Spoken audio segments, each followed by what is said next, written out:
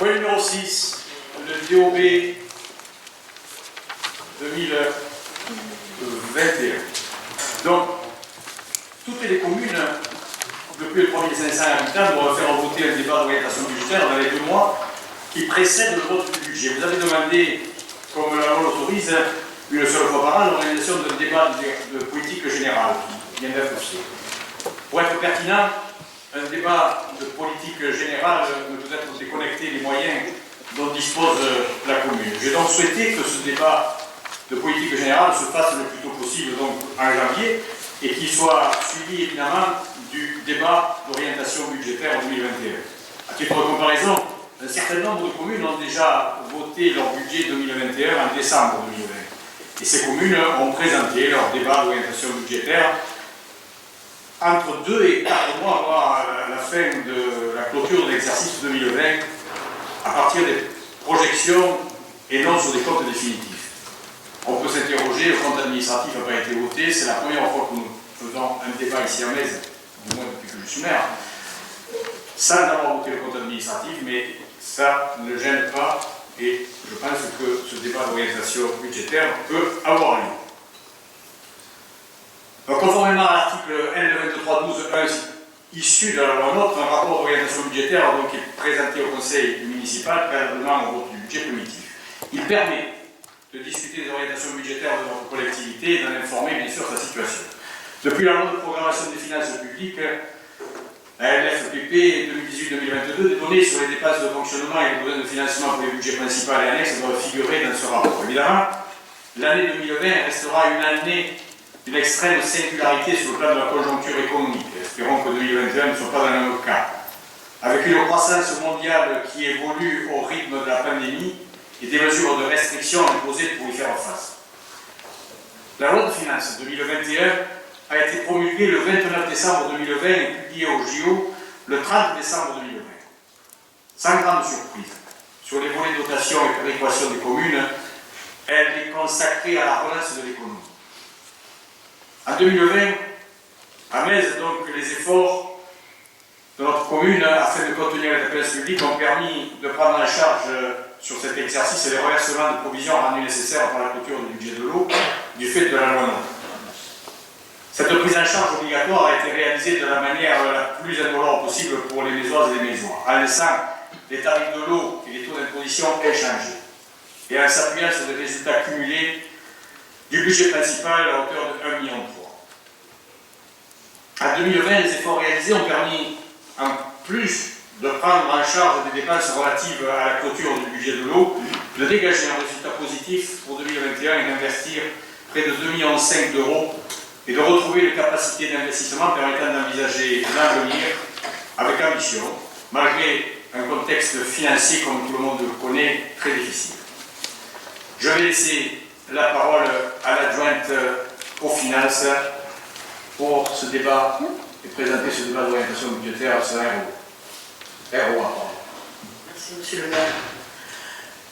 Je vais tenter l'exercice de faire une petite synthèse du document que l'on nous a mis, qu'on nous a transmis. Alors tout d'abord,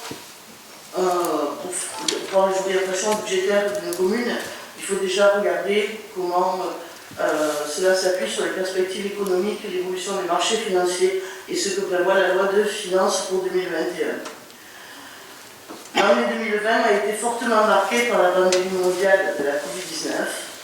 L'économie française a été durement touchée avec, à la fin du premier trimestre 2020, une baisse du PIB d'environ 13,7%.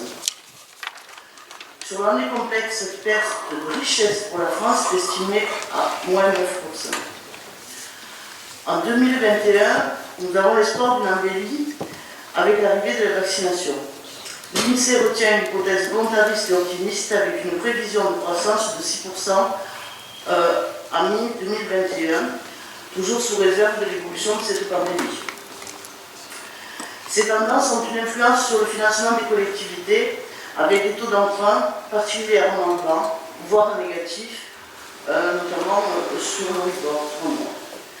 Dans ce contexte, la loi de finances pour 2021 est fortement consacrée à la relance de l'économie, avec le plan France Relance de 100 milliards d'euros. Le budget de l'État pour 2021 met en avant la croissance verte, la compétitivité, l'emploi et les aides aux collectivités locales. La loi de finances pour 2021 prévoit entre autres la mise en place de financements pour la rénovation énergétique des bâtiments et près de 2,3 milliards d'euros pour aider les collectivités locales à compenser leurs pertes financières. Ces aides intéressent les régions et les départements, et pour ce qui est du bloc communal, la clause de sauvegarde, bien que très sélective, est reconduite en 2021 à hauteur de 200 millions d'euros. Elle devrait permettre de couvrir les pertes fiscales et accompagner les petites communes qui connaissent une baisse des droits de mutation. Concernant la suppression de la taxe d'habitation, le calendrier initial est maintenu. Les 20% de ménages qui restent assujettis à cet impôt se verront appliquer un dégrèvement de 30% en 2021, puis de 65% en 2022. 2023 verra la disparition de cette taxe pour les résidences principales. Les bases de la taxe d'habitation sur les résidences secondaires et la taxe foncière sont soumises au coefficient de revalorisation qui est quasiment nul pour 2021.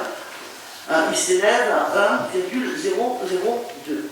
C'est vraiment rien. Les mécanismes de compensation pour les communes restent inchangés. Les communes doivent percevoir la part départementale de la taxe sur les propriétés bâties. Il conviendra d'être très attentif à ces compensations.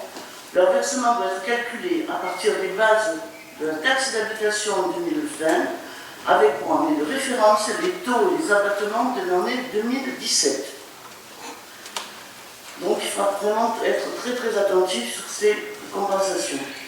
La dotation globale de fonctionnement reste stable, ainsi que les dotations d'équipement des territoires ruraux et de soutien à l'investissement local. Le Fonds national de péréquation des ressources intercommunales et communales reste également inchangé. En synthèse, pour 2021, la revalorisation forfaitaire des valeurs locatives est quasi nulle. Les recettes des communes sont globalement préservées avec un effort pour soutenir l'investissement. Il faudra être particulièrement attentif dans les années futures, notamment à partir de 2022-2023, où on aura aussi avoir des changements de politique globale sur les communes. Concernant la ville de Metz, l'année 2020 a été marquée par deux éléments forts: la clôture du budget de l'eau et l'impact négatif de la crise sanitaire sur les recettes. Malgré ce, la commune a investi et s'est modernisée. En effet, on peut constater entre autres la modernisation des outils de travail, l'expérimentation du télétravail et la dématérialisation du conseil municipal et des différentes instances. L'aménagement des archives municipales, la rénovation de l'église Saint-Hilaire, le développement de la vidéoprotection, même si elle est encore insuffisante, les voies vertes, la plantation d'arbres séchiers, l'installation de bornes pour les véhicules électriques. En tout, c'est 2,5 millions d'euros d'investissement qui ont été engagés pour une année tronquée par les élections en juin et la crise sanitaire. Les efforts de la commune, les arbitrages et les choix de gestion ont permis de préserver les équilibres financiers et de retrouver dès 2021 une capacité à investir. Les grands équilibres de la commune. Ceux-ci ont été faits sur projection du compte administratif. Tant que le compte administratif n'est pas validé avec le trésorier et qu'il n'est pas voté, on est sur des prévisions ou des projections. Au niveau de l'épargne brute, en dehors des travaux de régie et des reversements et provisions relatifs au budget de l'eau, l'épargne brute est positive en 2020 à hauteur de 1,97 million d'euros. Elle est supérieure à l'unité en capital de la dette, qui était pour 2020 un peu plus de 1 million d'euros. Les années précédentes, la commune a su dégager 1,3 million d'euros d'excédent afin de couvrir cette redevance eau assainissement due par la commune, ainsi que les provisions nécessaires. Il est important, pour faire les équilibres sur 2020, de vraiment travailler en enlevant les éléments exceptionnels qui ont touché cette année, sinon ça ne permet pas d'avoir des éléments de comparaison sur les autres années. L'endettement. Le désendettement du budget principal depuis 2010 est de 5,6 78 millions d'euros, soit une baisse de 27,3%. L'emprunt pour financer la gendarmerie représente 27% de cet endettement, en sachant que le remboursement de cet emprunt est compensé par l'encaissement d'un loyer. Le total général de l'endettement en 2020 est de 15 378 €, la gendarmerie représentant 4 103. Le ratio d'endettement retraité est pour 2020 de 7,8, alors on sait que 7 est un bon classement pour les communes. Les recettes de fonctionnement. Les recettes de fonctionnement ont été impactées par la crise sanitaire, notamment au niveau de la restauration scolaire et du domaine public. On constate sur le réalisé une baisse de 1,6%, soit en moins 238 €, pour un total de 14 437 €. Ces recettes, pour les principales, se répartissent comme suit. Recettes fiscales, 8 368 €, en augmentation de 2,1%, correspondant à une évolution physique de 1% et à une actualisation des bases d'État de 0,9% pour la taxe d'habitation et de 1,2% pour la taxe foncière. Dotation, subvention, participation pour 2,77 millions d'euros, soit plus 0,1%. Il convient de noter que cette évolution est inférieure à celle de 2019 qui était de 0,7%. Les droits de mutation. Malgré le Covid, cette année a été assez dynamique en droits de mutation, puisque nous pouvons enregistrer 747 € en augmentation de 2,4% pour ce type 07-là. Les produits de services, par contre, on est à 622 €, soit une baisse de 35% qui n'est pas compensée à ce jour par les clauses de sauvegarde. La dotation de fonds global de fonctionnement de 2071 € et elle en légère progression de 1,3. Les dépenses de fonctionnement. Elles s'élèvent pour 2020 à 14 308 €, soit une augmentation de 9,6% qui correspond aux écritures spécifiques de la clôture du budget de l'eau. En retraitant ces écritures, l'évolution des dépenses réelles de fonctionnement est ramenée à moins 1,6%, ce qui les porte à 12,3 millions d'euros. Elles se décomposent pour les principales comme suit. Charges de personnel, 7 464 €, soit une baisse de 0,4%. Charges de caractère général, 2 587 €, soit moins 16,3%. Frais financiers, 430 €, soit moins 21%, qui est lié à la Covid, puisqu'on a eu la possibilité de reporter certaines échéances. Le ratio dépenses de fonctionnement par habitant en euros est de 1 140 € par habitant pour la ville de Metz, contre 1 213 € par habitant pour les villes de la même strate. En ce qui concerne les investissements qui ont été réalisés en 2020, nous avons réalisé 2,1 millions d'euros de dépenses d'équipement et 0,4 millions d'euros de travaux en régie, soit 2,5 millions qui ont été dégagés en 2020, qui correspondent à 94% des crédits qui avaient été prévus au budget 2020.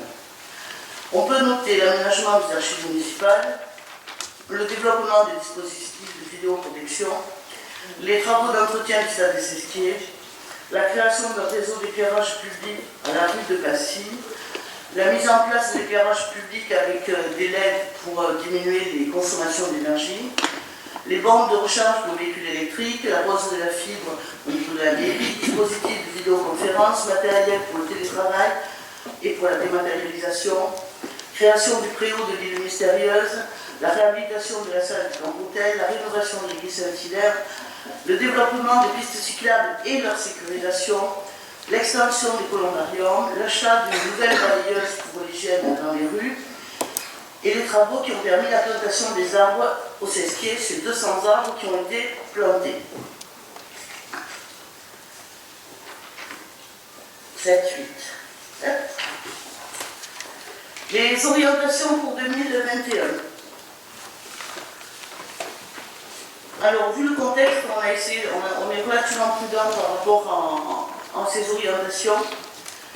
Mais ce que l'on peut dire, c'est qu'en matière de recettes de fonctionnement pour le budget principal, on envisage un montant de 14,4 millions d'euros, soit 1,1% de plus par rapport au budget 2020, hors recettes exceptionnelles. Toujours, je nettoie par rapport à ces événements importants par rapport à nous.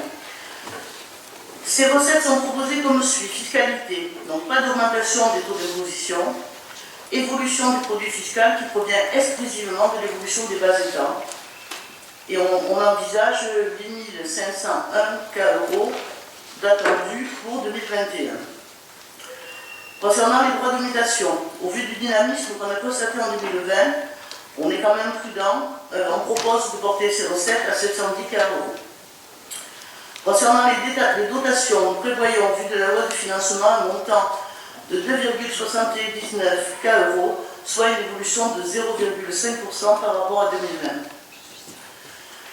Les produits de services, nous espérons une reprise progressive de l'activité, bien que partielle, et qui nous permettrait d'envisager des recettes à hauteur de 720 €. En matière de dépenses de fonctionnement du budget principal, il est envisagé un montant de 13,1 millions d'euros, soit moins 2,3% par rapport au budget 2020, hors toujours dépenses exceptionnelles. Ces dépenses sont proposées comme suit: charge générale 3,2 millions d'euros avec la prise en compte d'une partie progressive de l'activité. Dépenses de personnel 7,5 millions d'euros en prenant en compte la prévision de l'évolution de la masse salariale.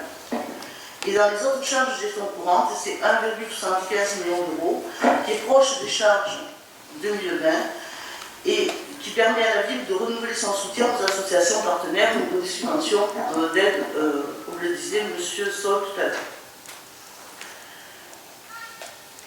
Pour ce qui est des frais financiers, les frais financiers pour 2021 vont être stables. On est à 0,52 millions d'euros. Non, 0, oui, c'est ça. Dépenses exceptionnelles et provisions, on propose d'inscrire 0,1 million d'euros pour anticiper les futurs impacts de la crise sanitaire si on se retrouve à nouveau avec des difficultés, notamment au niveau du restaurant.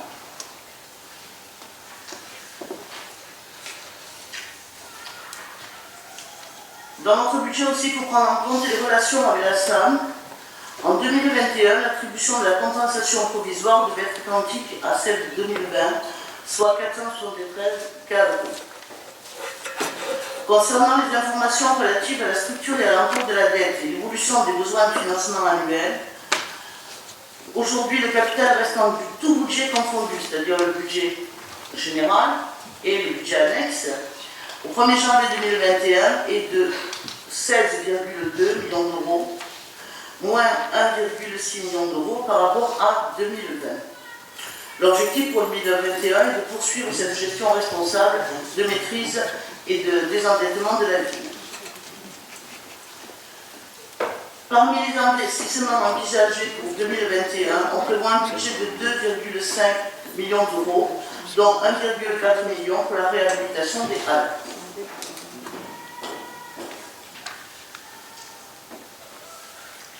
On va également faire, dans le cadre de ce rapport d'orientation budgétaire, un point sur les effectifs de la collectivité. Donc, vous avez différents tableaux en page 19. On peut dire que les effectifs de la ville sont composés majoritairement par du personnel titulaire, majoritairement de catégorie C et majoritairement à temps complet. La structure des effectifs sur les budgets annexes vous sont présentés dans les tableaux qui figurent en fin de document à la page 20. Je ne vais pas tout redétailler.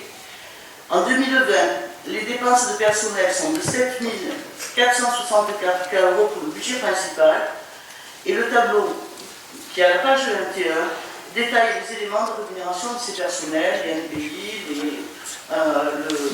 le principal, etc. La durée de travail effective dans la commune est la suivante. Pour 2020, pour réaliser 2757 heures, auquel on retranche 231 heures de congé. Le travail effectif est de 1526 heures.